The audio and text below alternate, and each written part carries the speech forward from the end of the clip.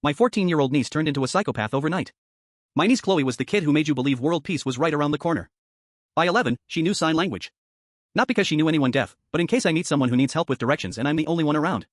She named the spider in her bedroom window Charlotte and fed it fruit. Every year, she made a handmade birthday card for our mailman.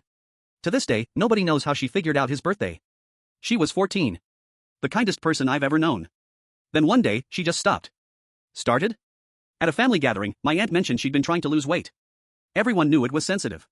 Chloe looked right at her and said, "You've been trying for 3 years. Maybe just accept you're lazy." The room went quiet. My aunt left the table crying. Chloe just kept eating. That night, her parents fought for hours. Her mom kept saying, "This isn't her." Why would she say that? Her dad wanted to ground her. I pulled Chloe aside the next day and asked what happened. She shrugged. I told the truth. She should thank me for being honest. That confused me. Then a few weeks later, my grandmother's ring went missing. An heirloom from the Depression. She'd always promised it to Chloe. When she turned 18, the whole family ransacked the house for it.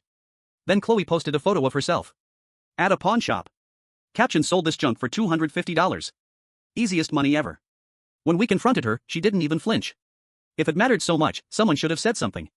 I stopped calling her, blocked Chloe entirely, and refused to attend family gatherings if she was present. Chloe's parents tried therapy, but the therapist said Chloe was fully aware of what she was doing and suggested family counseling instead. In the car after, Chloe smiled. "See? Even she knows you're the problem." Something felt off. This wasn't just anger or rebellion.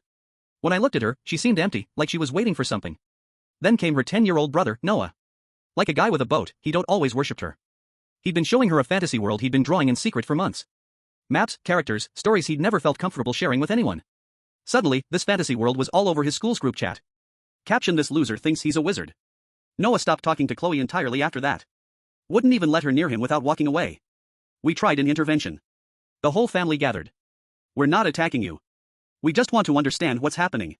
She listened, then said, "Nothing's happening. I just stopped pretending everyone loves each other and started being honest." Her mom started crying. "We do love each other, Chloe." "Yeah, sure. Whatever.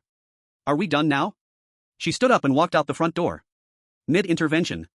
Things kept getting worse. Chloe slashed her dad's leather jacket. The one his father wore to his wedding. Her dad found it in the trash. He stopped speaking to Chloe after that. Then it happened. My sister got Noah a puppy like he'd been asking for years. A golden retriever named Biscuit. They went on walks together.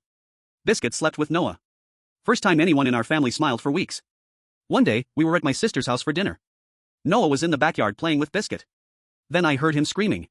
I ran outside. Chloe was holding Biscuit's body under the water. Biscuit wasn't even thrashing anymore.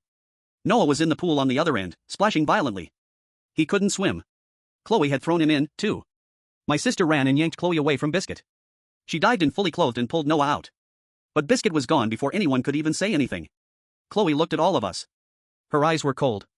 "Empty. You got Noah a dog to replace me. This is the least you deserve." Everyone cut her off after that. Everyone except me. I couldn't accept that there wasn't some explanation to this. Then 3 weeks later, I got a text from my sister. At 11 p.m. "Chloe's packing a bag. Says she's leaving. Won't say where." I drove over, but I didn't knock. I went around back. Her window was open.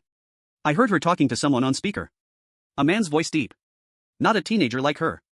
"You did everything right, baby," the man said. "You proved it. None of them passed the test."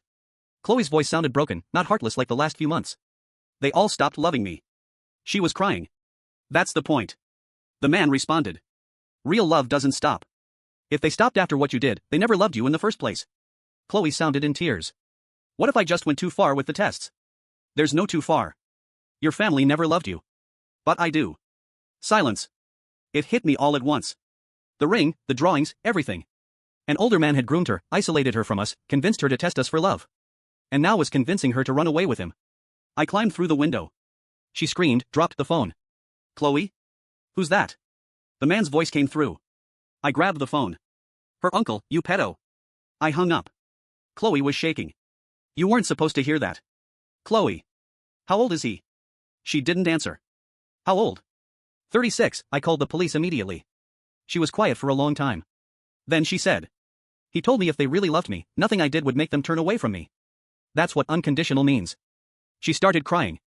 I kept waiting for someone to prove him wrong. No one did. Except you.